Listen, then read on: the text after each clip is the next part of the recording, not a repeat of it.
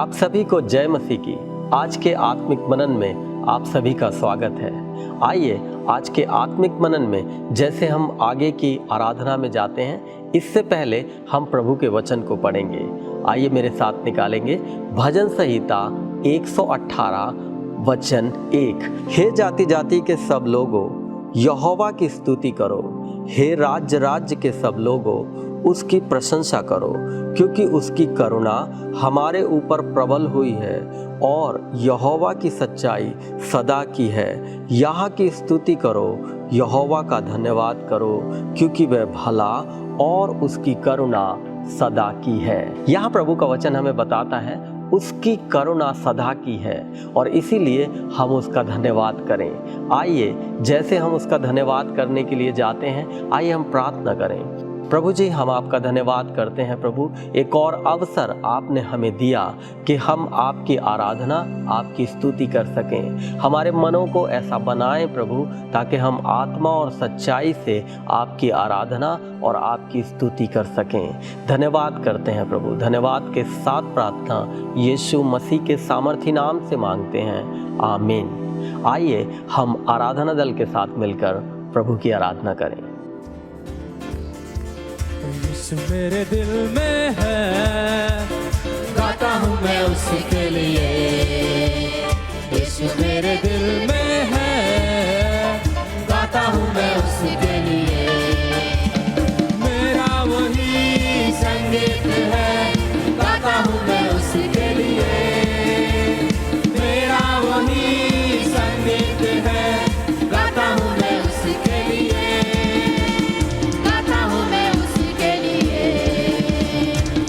मेरे दिल में है, गाता हूँ मैं उसके लिए। यीशु मेरे दिल में है, गाता हूँ मैं उसके लिए।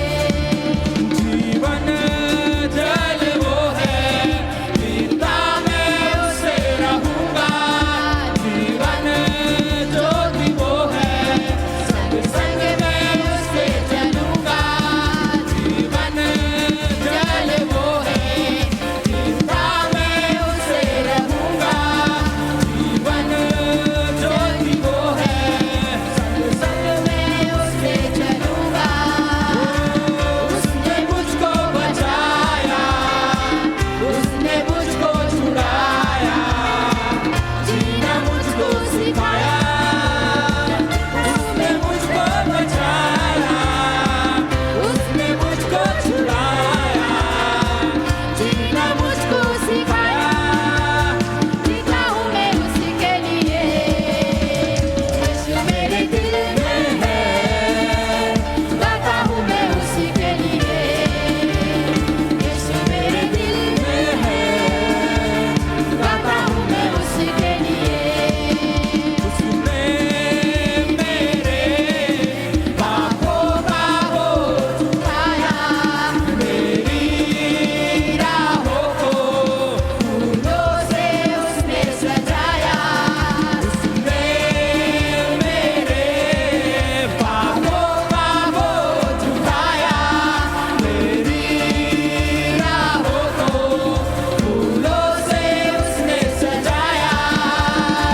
मेरा रहबर बनाओ, मेरा संग चलाओ, मेरा साथी बनाओ।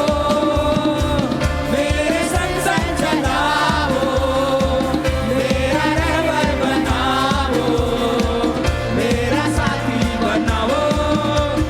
जीता हूँ मैं उसके लिए। यीशु मेरे दिल में है, गाता हूँ मैं उसके लिए। यीशु मेरे दिल में है, गाता हूँ मैं उसके लिए। यीशु मेरे दिल में है, गाता हूँ मैं उसके लिए।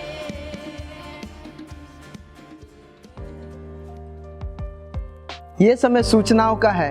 इस सप्ताह की सूचना इस प्रकार से है। फरीदाबाद के अलग अलग स्थानों में grace assembly of God church की आराधना सभा होती है, जैसे कि धीरज नगर की आराधना सभा सुबह 9 बजे धीरज नगर क्षेत्र में होती है। सूरजकुंड की आराधना सभा सुबह 10 बजे सूरजकुंड क्षेत्र में होती है। रामनगर की आराधना सभा सुबह 8 बजे और सुबह 9:30 बजे रामनगर क्षेत्र में होती है। भारत कॉलोनी की आराधना सभा सुबह 9 बजे भारत कॉलोनी क्षेत्र में होती है। 21C 21D की आराधना सभा सुबह 9 बजे 21D क्षेत्र में होती है। नीमका की आराधना सभा सुबह 9 बजे नीमका क्षेत्र में होती है। दयालनगर की आराधना सभा सुबह 9:30 बजे गदाखोर क्षेत्र में होती है। गदाखोर की आराधना सभा शाम 6 बजे गदाखोर क्षेत्र में होती है। अंग्रेजी की आराधना सभा सुबह 10 बजे 21C क्षेत्र में होती है। यदि आप इन क्षेत्रों के आसपास रहते हैं तो कृपया करके आप हमारे साथ किसी भी एक आराधना सभा में जरूर भागी हों। हर रविवार सुबह 11 बजे YouTube के माध्यम से आत्मिक विचार प्रस्तुत किया जाता है। यदि आप किसी कारणवश कलेसिया भवन नहीं जा पाते हैं तो आप ऑनलाइन के माध्यम से जुड़ सकते हैं और परमेश्वर के आत्मिक विचार का आनंद उठा सकते हैं। हर रोज पासवान का दल और प्रार्थना दल मिलके आप सभी के लिए प्रार्थना करते हैं। यदि आपके पास कोई प्रार्थना निवेदन है तो ज़रूर हमसे साझा करें, जिससे हम सब मिलके आपके लिए प्रार्थना करें। हर शुक्रवार शाम 6:30 बजे मुख्य कलेसिया भवन सेक्टर 21C में आराधना सभा होती है। यदि आप किसी कारणवश नहीं आ पाते हैं तो आप ऑनलाइन के माध्यम से भी जुड़ सकते हैं, जैसे फेसबुक और यूट्यूब के माध्यम से। आज के लिए इतना ही। अधिक जानकारी के लिए अपने क्षेत्रीय पासवानों से संपर्क करें। ये समय है प्रभु को भेंट और 10वां अंश देने का। आइए हम प्रभु को भेंट और 10वां अंश दें। जैसा हम जानते हैं, प्रभु का वचन हमें बताता है मलाकी की पुस्तक में, वो कहता है परख कर देखो यहोवा कैसा भला है।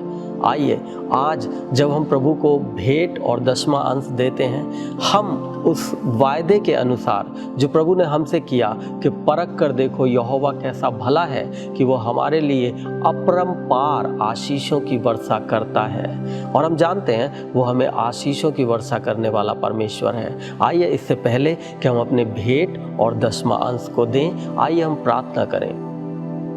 प्रभु जी, हम आपका धन्यवाद करते हैं प्रभु ऐसे अवसर के लिए जो आपने हमारे जीवन में दिया, ताकि प्रभु हम आपके राज्य के लिए बोने पाते हैं। प्रभु हम में से हर एक को वो आशीष दे प्रभु, ताकि अधिक से अधिक आपके राज्य में बोने पाए प्रभु। जैसे तेरा वचन बताता है, परख कर देखो यहोवा कैसा भला है।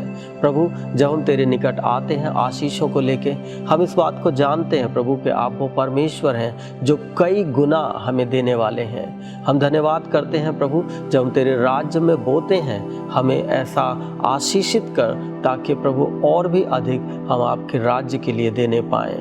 हमारी भेंटों को ग्रहण कर और हमें आशीष कर।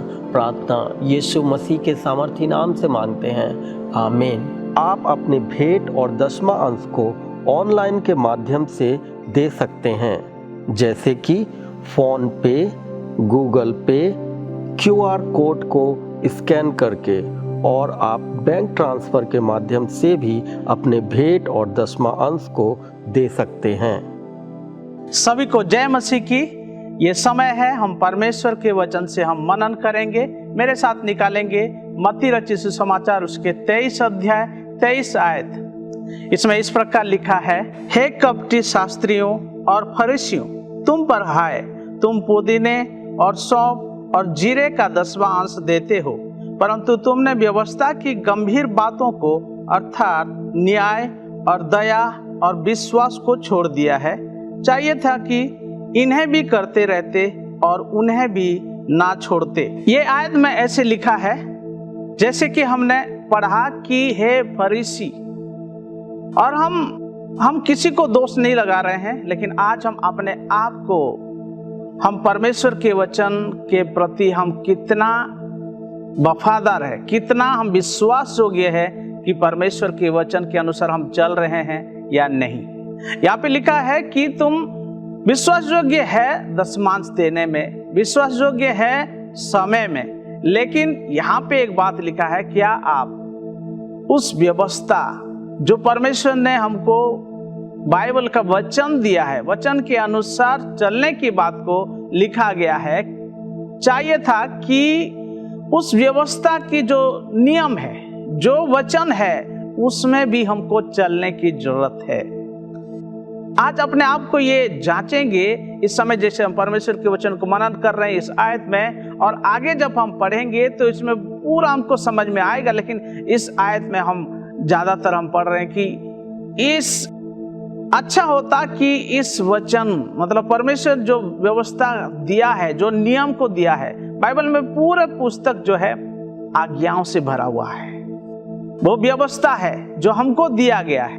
जैसे हम जानते हैं कि कुछ हम कानूनी तौर पे हम जब यहाँ जब हम हैं संसार में और कानूनी तौर पे जब हम गलत करते हैं तो कानून हमारे ऊपर कार्रवाई करता है। लेकिन जब हम आत्मिक जीवन के बारे में, जब हम परमेश्वर के संतान हैं और हम आत्मिक जीवन में कुछ अगर ऐसे करते हैं जो विरोध है, परमेश्वर की आज्ञाओं के विरोध है, तो व्यवस्था हमारे जीवन में लागू होता है। लेकिन यहाँ पे हमको उत्साहित करता परमेश्वर का वचन कि हम कितने जिम्मेदार है, कितने हम विश्वास योग्य है परमेश्वर के वचन को मानने के लिए। हम पढ़ते तो हैं, जो फरीसी जो शब्द हमने पढ़ा वहां पे उन लोगों को जो है इसीलिए कहा गया है क्योंकि वो अपने आप को धर्मी मानते थे, अपने आप को ज्ञानी मानते थे। लेकिन आज हम अपने आप को ये दिखाते हैं, कई लोग दिखाते हैं, दिखावा करते हैं कि मैं अच्छा विश्वासी हूँ, मैं बहुत दिन पुराना विश्वासी हूँ, बहुत दिन से मैं चर्च आता हूँ, बहुत दिन से मैं संगति करता हूँ। लेकिन अपने आप को जांचिए कि परमेश्वर का वचन कितना आप अमल करते हैं, कितना आप परमेश्वर के वचन के अनुसार चलते हैं, जिसके द्वारा आपको बाकी लोग देखकर जानेंगे, पहचानेंगे। कितना आप, यहाँ पे लिखा है भला होता, अच्छा होता कि उस व्यवस्था की जो नियम है उसको 10वां हिस्सा 10% कम से कम आप देते। परमेश्वर के वचन हमको उत्साहित करता है कि वचन के अनुसार चलने के लिए पहले लिखा है न्याय करना। न्याय आप कैसे करते हैं? आप हम न्याय करने के लिए नहीं बनाए गए। परमेश्वर ने हमको इस मत्ती रचित सुसमाचार जब हम पढ़ते हैं उसमें लिखा है कि न्याय ना करना, डू नॉट जज। मतलब हम दूसरों को नहीं जांच सकते, दूसरों को नहीं, आप अपने को जांचना है, खुद को जांचना है कि हम कैसे जीवन को जी रहे हैं, कैसे जीवन को जी रहे हैं। क्या आपके जीवन देखकर, आपके चाल चलन को देखकर, हमारे चाल चलन को देखकर क्या बाकी लोग परमेश्वर की बड़ाई करते हैं? क्या परमेश्वर की महिमा करते हैं दूसरे लोग हमारे बातों को सुनकर, हमारे चाल चलन को देखकर? कैसे आप चलते हैं, हम कैसे चलते हैं? अपने आप को जांचने की समय है। हम दूसरों को न्याय नहीं करते हैं। आगे जब हम पढ़ते हैं 24-25 आयत में लिखा है, हम उसको नहीं पढ़ रहे हैं लेकिन आप जरूर मनन कर लेना कि वहां पे लिखा है कि तुम बाहर को एक दिखावा का जीवन को जी रहे हैं, अंदर तो ऐसा ही है, खोखला है, अंदर तो वही है, सिर्फ एक कब्र के समान है कि ऊपर जो है अच्छा मार्बल लगाया है, लेकिन अंदर वही चीज है। अपने आप को अंदर से पहले साफ करना है। अंदर से कैसे साफ करेंगे? परमेश्वर के वचन से। परमेश्वर के वचन को अपने हृदय में बसने दें तो आपके आत्मा आपके अंदर से जो है जागरूक होगा, अंदर से साफ होगा। मैं आपको उत्साहित कर रहा हूं, परमेश्वर के वचन ही है जो आपके जीवन को शुद्ध करता है, पवित्र करता है। वो अंदर से होगा तो बाहरी रूप अपने से बदल जाता है। दूसरों को दिखावा हम नहीं करेंगे, लेकिन जब हम अंदर से हम बदलेंगे बाकी लोग हमको जानेंगे। आइए हम प्रार्थना करते हैं, परमेश्वर के हाथ में अपने जीवन को समर्पित करते हैं और कहते हैं कि प्रभु मैं आपको मेरे जीवन प्राण आत्मा को देता हूं, तू मुझे शुद्ध कर, तेरे वचन से मुझे भर दे, तेरे आत्मा से मुझे भर दे, ताकि मैं दूसरे के लिए आशीषित हो सकूं। स्वर्गीय पिता परमेश्वर, हम धन्यवाद करते हैं कि आपने इस वचन को दिया है। हाँ परमेश्वर, इस वचन जो हमारे जीवन में आता है, वचन ही है जो हमको शुद्ध करता है, वचन ही है जो हमको चलाने में मदद करता है, हमको परफेक्ट बनाता है। प्रभु जितने लोग इस मैसेज को सुन रहे हैं परमेश्वर पिता, उनके जीवन में भी इस वचन के द्वारा उनसे बोल और बातें कर। जैसे हम प्रभु आपके वचन के अनुसार हम चलते, अपने जीवन को चलाते हैं, तो हमको और भी मजबूत कर परमेश्वर, दूसरे लोग देखकर प्रभु सच में आशीषित होने पाए। धन्यवाद करते हैं प्रभु प्रार्थना सुनने के लिए, यीशु मसीह के नाम में प्रार्थना को मांगते हैं, आमीन आमीन। प्रभु सबको बहुत ऐसे आशीष दे।